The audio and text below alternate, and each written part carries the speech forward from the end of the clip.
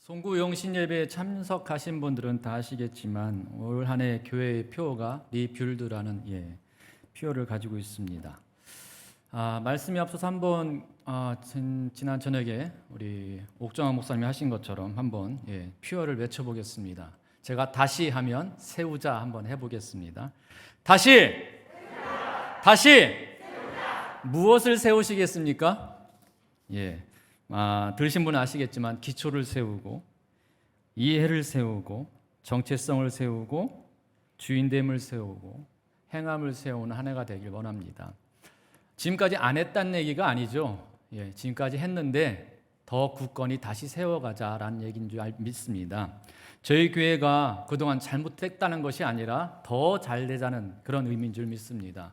그래서 올 한 해는 우리 성도님들 가정 가운데 또 교회 가운데 모든 사업체나 직장 가운데 굳건히 세워지는 주님의 역사와 축복 있기를 간절히 바랍니다.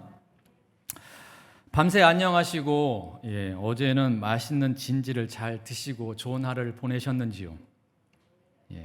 맛난 거 드셨습니까? 저희 집은 어제 떡국도 해먹고 그랬습니다. 어제는 신정이죠. 우리가 말하는 신정이고 또 앞으로 우리가 구정도 있을 것이고 모두가 좋은 시작들을 하셨으면 좋겠습니다. 연말 연시에는 소망, 소원, 희망, 바라고 원함, hope, wish, desire, want 등의 말들이 가장 많이 사용되어지는 시기가 아닐까 합니다. 이미 주변의 많은 지인이나 부모, 형제, 친지분들에게 정말 사랑 가득한 소망을 담은 축복의 말들을 나누셨으리라 여겨집니다. 고린도전서 13장 13절에도 보면 믿음, 소망, 사랑 이 세 가지를 말하고 있는데 그만큼 소망이라는 것은 그리스도인에게도 매우 중요한 의미를 가지고 있다라는 것일 것입니다. 그런데 소망은 그리스도인이든 아니든 누구든지 마음에 품고 그렇게 되기를 바라며 살아가는 사람들에게 다 있는 것입니다. 그러나 누구나 가지고 있지만 크리스천에게만 있는 것이 있습니다. 그것이 무엇일까요? 그것은 산자와 죽은 자의 심판주로 오실 예수 그리스도의 재림에 대한 궁극적 소망일 것입니다. 올해 이민년은 60간지 중 39번째 해로 검은 호랑이 해라고들 말씀들 합니다. 새해에는 검은 호랑이 기운을 받으라고 인사들 하고 계십니다. 하지만 저희 평택심례교회 모든 사랑하는 성도님들과 가정에는 예수 그리스도의 은혜와 사랑과 다시 오실 그날에 대한 소망으로 넘쳐나는 새해가 되시기를 주님의 이름으로 간절히 축원합니다. 소망, 소원, 희망과 같은 단어들은 듣기만 해도 가슴이 두근두근해집니다. 안 그렇습니까? 혹여나 어떤 분들은 그 말을 들으면 혹시 화를 내실지도 모르겠지만 어쨌든 이 소원과 같은 단어들을 들으면 생각나는 것들이 있습니다. 각자에게 느껴지는 다양한 것들이 있겠지만 저는 이러한 것들이 생각납니다. 뭐냐 하면 램프를 이렇게 문지르면 그 안에서 나와서 소원을 들어주는 램프의 진이가 생각납니다. 또 하나 이 도끼가 네 도끼냐 저 도끼가 네 도끼냐 하며 산신령이 나타나셔서 금도끼 은도끼를 주고 그걸로 부자가 된 이야기가 생각납니다. 저는 이 금도끼 은도끼가 우리나라 전래동화인 줄 알았더니 보다 보니까 저도 새롭게 알았는데 원래 다른 나라 이야기더라고요. 그것을 보면 한국에서는 그 강이 숲속의 연못으로 바뀌었고 또 헤르메스라는 그리스 신화의 그 헤르메스라는 신이 산신령으로 바뀐 것뿐이지 원래는 우리 전래동화가 아니더라고요. 저도 새롭게 알았습니다. 또 금 나와라 뚝딱, 은 나와라 뚝딱 하면 그 도깨비 방망이 이야기가 생각납니다. 여러분은 어떤 생각들을 하실지는 모르겠지만 저에게는 정말 이러한 것들이 하나라도 있었으면 좋겠습니다. 저를 속물이라 여길지 모르겠지만 집에 금도끼, 은도끼 하나 있었으면 좋겠고, 도끼 입이 방망이도 하나 있었으면 좋겠습니다. 그래서 필요할 때마다 써먹게요. 여러분은 어떠십니까? 또 한 가지 소원에 관련된 이야기를 보다 보니까 한 이야기가 있어 소개합니다. 프랑스 전래 동화 가운데 세 가지 소원이라는 이야기가 하나 있습니다. 어떤 이야기냐면 한적한 조용한 시골 마을에 다정한 나무꾼 부부가 살고 있었습니다. 남편은 건강하고 부지런하였고 아내는 아름답고 요리도 잘하고 마음씨 좋은 사람이었습니다. 어느 날 두 사람은 조용히 집에 앉아 있다가 어제처럼 밝은 햇살을 바라보며 이런 생각을 하게 됩니다. 우리도 좀 더 의리의리한 집에서 많은 하인을 거느리고 우아한 드레스를 입고 파티를 즐기고 반짝이는 등불 아래서 멋진 식사를 하고 음악에 맞춰 춤추는 상상을 하며 살면 어떨까? 그런데 가만히 자신들을 보니까 항상 감사하고 살았지만 갑자기 우울한 생각이 들었습니다. 집도 조그맣고 음식도 변변치 않고 시간이 넉넉지 않아서 경제적으로 넉넉지 않아서 너무 쪼달리는 삶을 살고 있는 본인들의 모습을 보니까 왠지 서글퍼지면서 이런 이야기를 합니다. 우리에게도 지금 천사가 나타나서 우리의 소원을 들어주면 어떨까 하는 생각을 하는 찰나 갑자기 누가 나타나요? 천사가 나타납니다. 천사가 나타나서 세 가지 소원을 들어줄 테니 한번 말해 보거라. 이 말을 듣고 얼마나 기뻤겠습니까? 그래, 이 세 가지 소원을 갑자기 말하면 안 되겠지? 좀 더 신중하게 우리에게 정말 필요한 것들을 고민해 보자 라고 하면서 두 부부는 계속해서 이 세 가지 소원에 대해서 고민합니다.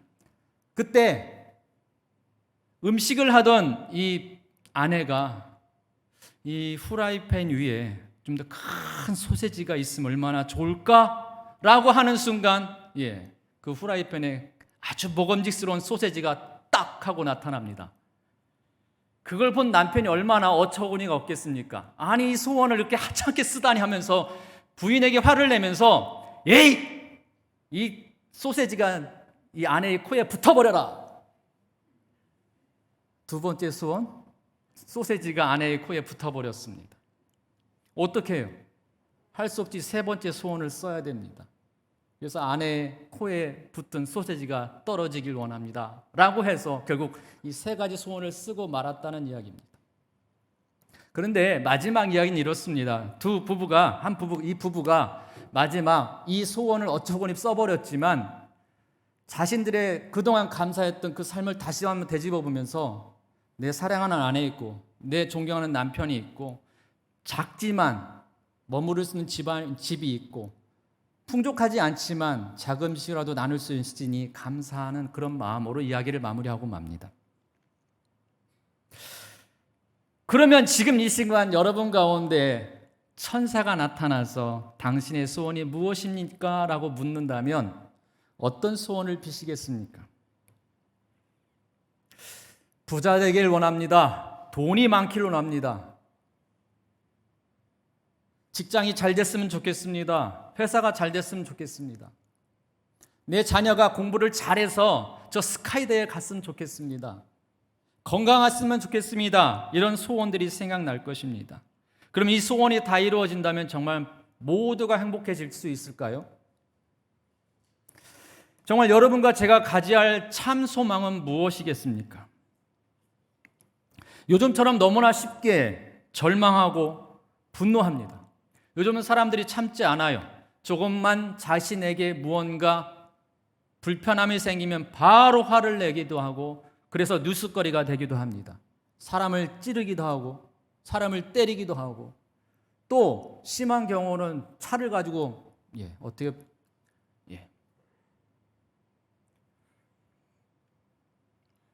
이런 삶 가운데 우리는 어떤 소망을 품고 살아야 할까요?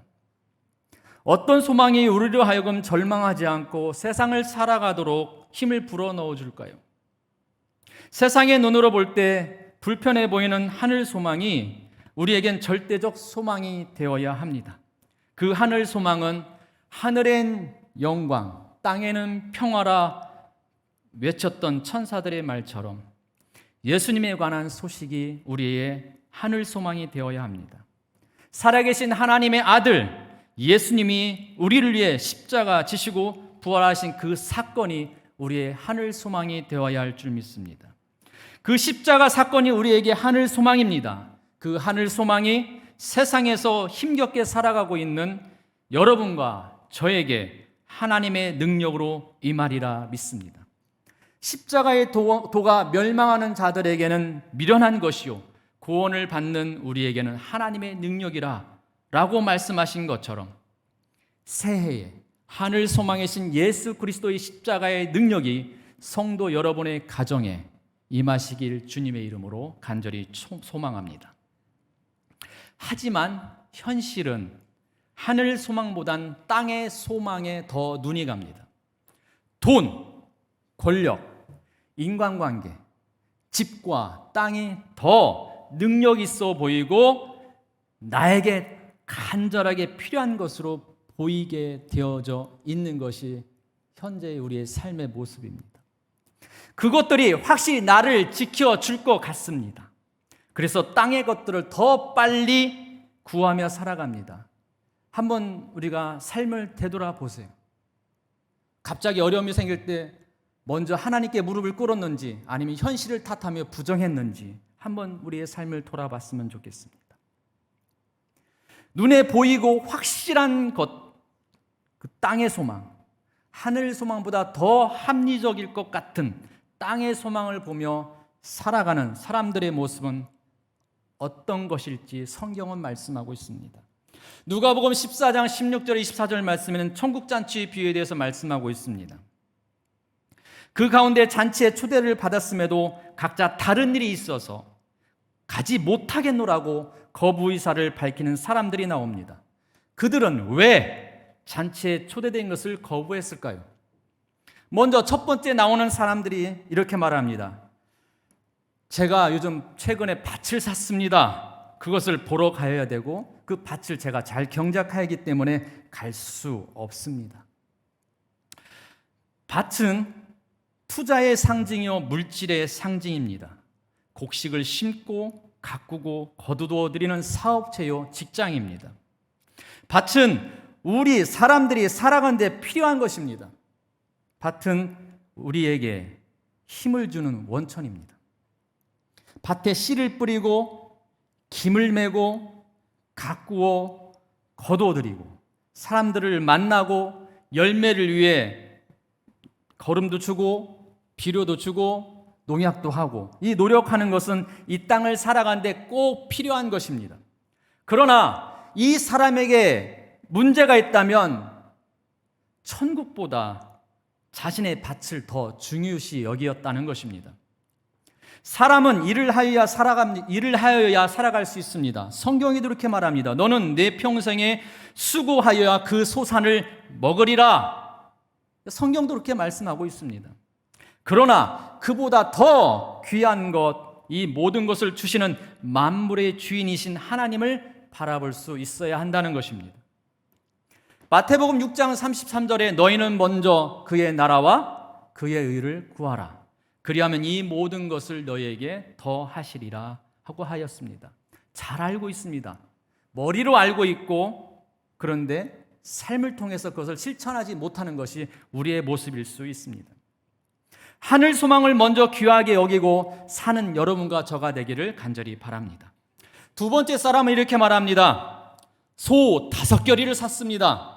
5겨리는 몇 마리일까요? 어떤 분 소를 샀습니다. 그래서 그 소를 시험해 보아야 되고 그 소를 훈련을 시켜야 되고 그 소를 가지고 일을 해야 됩니다. 그래서 저는 그 천국잔치에 갈 수 없습니다. 소를 샀다는 것은 재산을 증식했다는 겁니다. 저희도 예전에 저 어렸을 때 집에 소를 한 10마리 정도 키웠던 것 같습니다. 지금도 마찬가지로 소 한 마리 값이 꽤 됩니다. 오늘날도 더 많은 재산을 소유하기 위해 하나님의 초대도 사양하고 돈벌이에 혈안이 되어 자신의 믿음을 배반하는 사람들이 있습니다. 재산이 점점 늘어나는 맛에 하나님도 저버리고 신앙생활도 소홀히 하는 분들이 있습니다. 이제 세 번째 사람은 말합니다. 내가 장가들었습니다. 그래서 못 가겠습니다. 제가 결혼을 했기 때문에 제 가정을 지켜야 하기 때문에 갈 수 없습니다. 라고 말합니다. 신명기 24장 말씀에 보면 사람이 새로이 아내를 맞이하였으면 그를 군대로 보내지 말 것이요 아직 직무도 그에게 맡기지 말 것이며 그는 1년 동안 한가하게 집에 있으면서 그가 맞이한 아내를 즐겁게 할지니라. 어쨌든 간에 현실적으로는 그렇게 하기 힘들죠. 그렇지만 성경에도 결혼한 사람에게 어려운 일을 맡기지 말라라고 쓰여져 있습니다. 이 사람의 변명은 상당히 타당성이 있습니다. 자기 가정에 충실하기 위해 새로 맞이한 아내를 즐겁게 하기 위해 남의 잔치에 가지 못하겠노라고 이야기하는 것은 상당히 설득력이 있는 말입니다. 그러나 문제는 그것이 이 사람이 세상의 향락을 즐기는 사람을 대표한다는 것입니다. 오늘날 돈 있으면 얼마나 누릴 수 있는 것이 많습니까? 어떤 사람은 여행을 갑니다. 또 캠핑을 가야 되고, 그래서 나는 예배에 참석할 수 없습니다라고 말하는 사람이 있습니다. 어떤 사람은 낚시도 가고, 어떤 사람은 등산을 가고, 또 어떤 사람은 골프를 치러 갑니다. 요즘 TV 예능 프로그램 보니까 골프 치는 게 너무 많이 나오더라고요.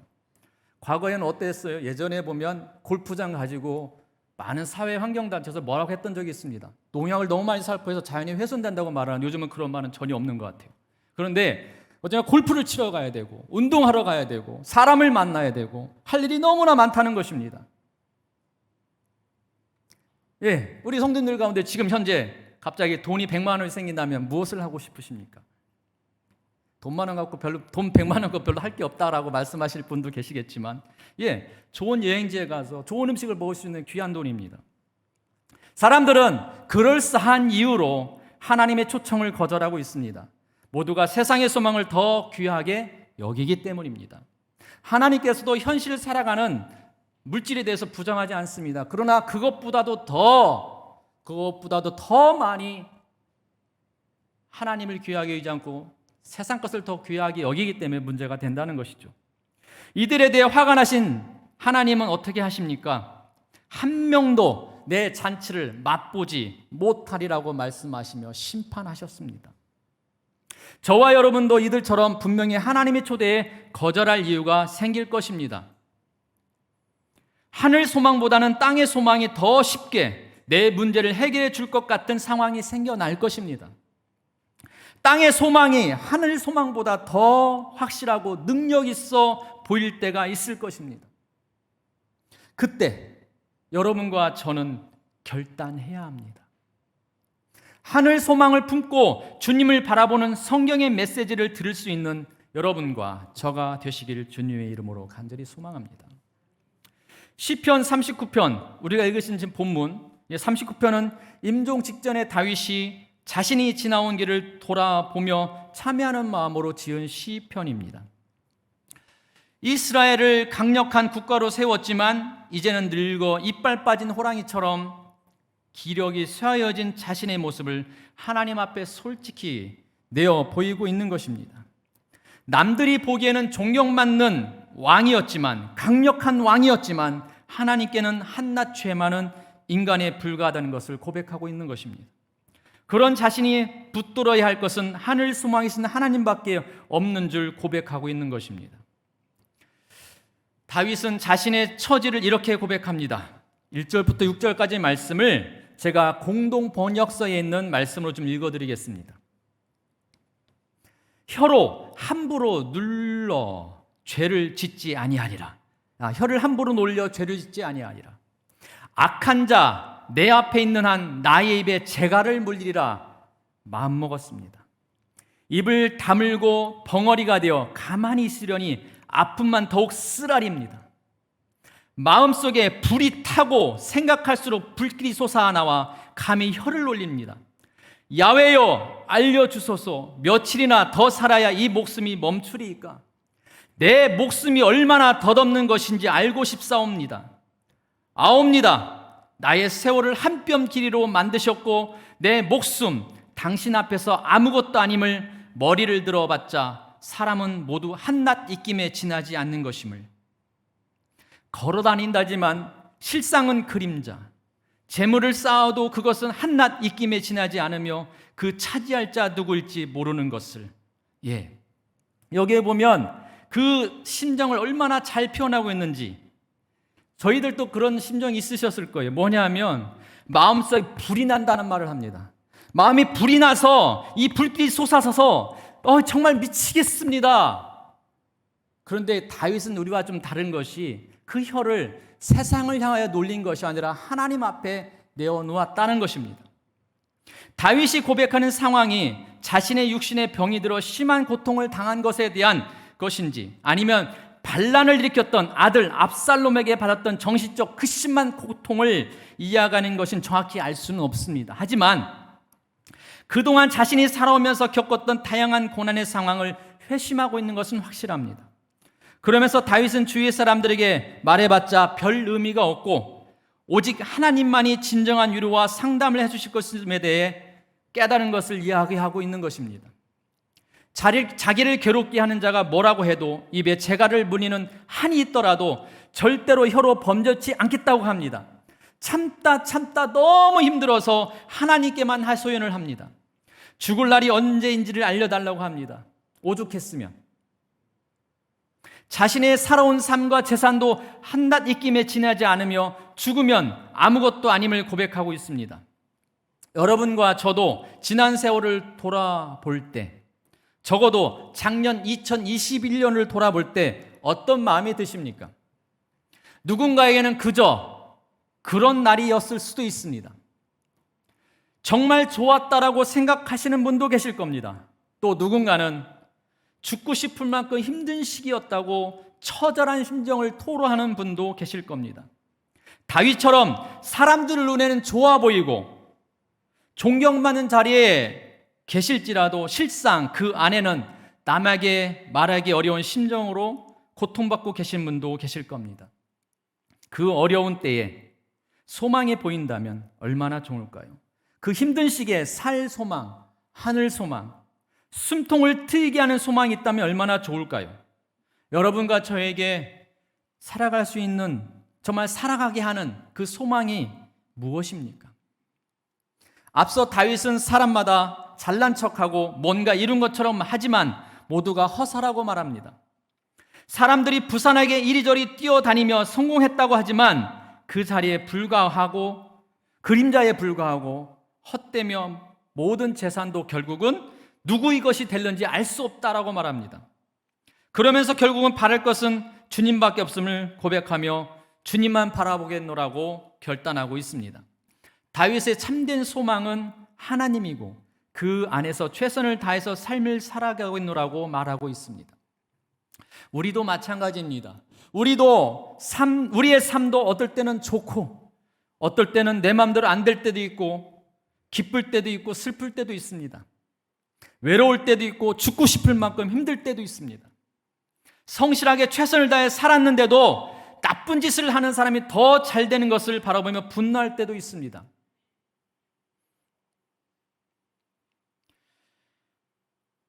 저도 그런 경험이 좀 있습니다. 한 40까지 열심히 성실하게 부사역자로 열심히 하면 뭐든 되겠지 하고, 아니 남들처럼 드러내 보일 수 있는 그런 담임 목사 자리를 하겠지, 그런 고민을 한 적이 있었습니다. 이 교회 가운데 제 삶을 아시는 분들은 알겠지만 그게 순탄치 않더라고요. 그래서 많이 힘들었습니다. 제가 정말 낙천적이라고 생각하는 자부할 만큼 그런 사람이었는데 심한 우울증에 빠진 경험도 있습니다. 죽고 싶을 만큼. 우리의 삶이 그렇잖아요. 마음대로 안 되고 나는 열심히 살았는데 오히려 나쁜 짓 하는 사람이 더 잘 되는 것 같고, 그런 것을 보면서 분노할 때가 얼마나 많았습니까? 그럴 때 저와 여러분도 다윗처럼 그 상황마저도 하나님이 보시고 계시고 우리를 위한 계획을 가지고 계심을 인정하며 하나님만 바라보겠노라고 고백하길 바랍니다. 분명히 하나님의 선하신 뜻이 이루어지리라 믿습니다. 우리 앞에 힘든 일이 생겼을 때 보통은 내 주변에 있는 가까운 사람들에게 말을 해서 그 문제를 풀려고 합니다. 말을 하다 보면 마음이 후련해진다고, 풀어진다고들 합니다. 그것도 좋은 방법일 수 있습니다. 그러나 완전한 방법은 아닙니다. 사람에게 말을 하다 보면 그때는 괜찮은 것 같지만 도리어 바르는 말이 천리 간다는 말이 있듯이 그 말이 점점점 커져서 오히려 내가 생각한 것과는 다르게 꼬이는 상황들이 있을 때가 더 많습니다. 그러니 입으로 풀려 하지 마시고 하나님께 소원을 두시길 바랍니다. 세상을 소원을 두기보단 하나님에게 말해서 내 형편과 처지를 속속들이 다 아시고 듣고 인도하시는 하나님을 인하여 핵을 받으셔야 합니다. 우리 앞에 어떤 문제가 닥쳤을 때 땅의 소망으로 문제를 해결하려고 하는 사람이 아니라 하나님이 원하시는 하늘 소망을 품고 살아가시기를 주님의 이름으로 간절히 바랍니다. 우리 삶에서 어떤 소망을 두고 살아가느냐는 매우 중요한 것입니다. 내게 소망을 두느냐, 돈에 소망을 두느냐, 하나님께 소망을 두느냐. 그런데 문제는 결국 나중에 주님 앞에 섰을 때 평가받는 중요한 기준이 될 것입니다. 시편 71편 5절 6절을 말씀을 보면 주 여호와여 주는 나의 소망이시오니 내가 어릴 때부터 신뢰한 이시라. 내가 모태에서부터 주를 의지하였으며 나의 어머니 배에서부터 주께서 나를 택하셨사오니 나는 항상 주를 찬송하리이다. 이 시편 기자는 어릴 때부터 하나님의 나의 소망이셨고 하나님을 신뢰하였다고 고백하고 있습니다. 그 어릴 때란 각자 상황이 다를 수 있습니다. 그 예수님을 믿기 시작한 그때가 바로 어릴 때일 수 있습니다. 그 어릴 때부터 하나님을 신뢰하고 하나님을 바라보고 하나님을 소망하는 저와 여러분 되기를 간절히 축원합니다. 역대하 14장 11절 말씀을 보면 아사가 그의 하나님 여호와께 부르짖어 이르되 여호와여 강한 자와 약한 자 사이에는 주밖에 도와줄 이가 없사오니 우리 하나님 여호와여 우리를 도우소서. 우리가 주를 의지하며 주를 이름을 의탁하옵고 이 많은 무리를 치러 왔나이다. 여호와여 주는 우리 하나님이시오니 원하건대 사람이 주를 이기지 못하게 하옵소서. 아멘. 아사 왕은 그 애굽 100만 대군을 이끌고 쳐들어왔을 때 주밖에 도와줄 리가 없다라고 고백하면서 오직 하나님만 신뢰하였습니다. 아사 왕은 하나님만 의지하여 적군을 치러 전쟁터에 나아갔습니다. 그러면서 사람이 주를 이기지 못하게 하옵소서라고 기도하였습니다. 오늘날 우리도 이 땅을 살아가면서 저 하나님을 믿지 않는 자들이 하나님을 모욕하지 않게 하여 주시옵소서. 하나님 이름만이 영광되게 하여 주시옵소서라고 고백하는 귀한 신앙이 되기를 간절히 축원합니다. 평생 주님만 소망하고 의지하며 살아온 다윗은 자신이 힘들고 어려울 때 참고 견뎌올 수 있었던 이유가 9절 말씀, 내가 잠잠하고 입을 열지 아니함은 주께서 이를 행하신 까닭이니라라고 고백한 것처럼 이 모든 것이 주께로부터 온 것이라는 것을 인정하였기 때문인 줄 믿습니다. 자신을 괴롭히던 자들에 대해 인간적인 생각과 불만 때문에 도무지 잠잠할 수 없음에도 끓어오르는 분노를 절제하고 참았던 이유는 이 모든 것이 하나님의 계획 가운데 있음을 믿었기 때문입니다.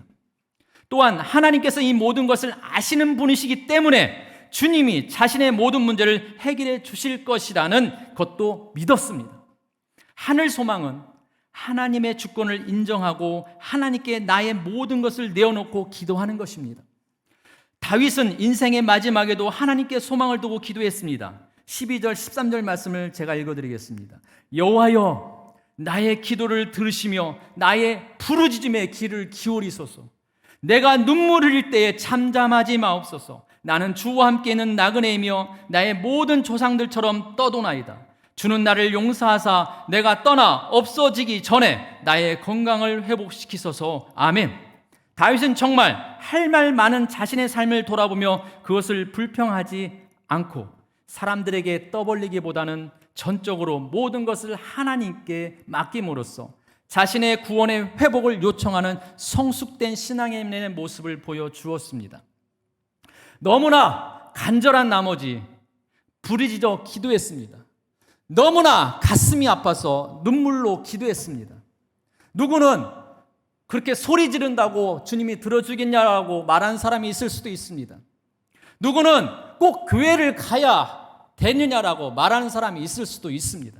누구는 그렇게 눈물 질질 짜면서 기도할 필요가 있느냐라고 말할 수도 있습니다. 오죽하면 소리져 기도하겠습니까? 오죽하면 눈물을 흘려 기도하겠습니까?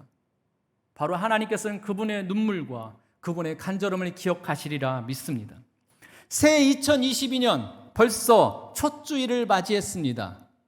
앞으로 50일주가 우리를 기다리고 있습니다.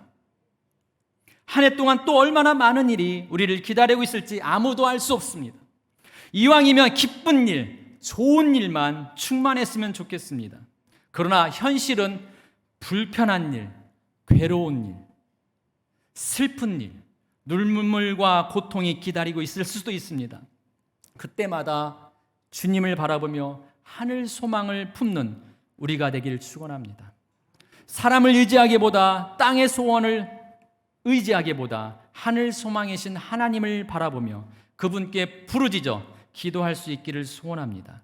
주님께 눈물로 기도하며 응답받는 복된 삶이 되시기를 축원합니다.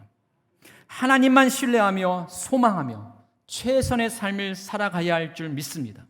땅의 소망이 아닌 하늘의 소망을 원하고 바라고 기대함으로 승리하시길 주님의 이름으로 간절히 축원합니다.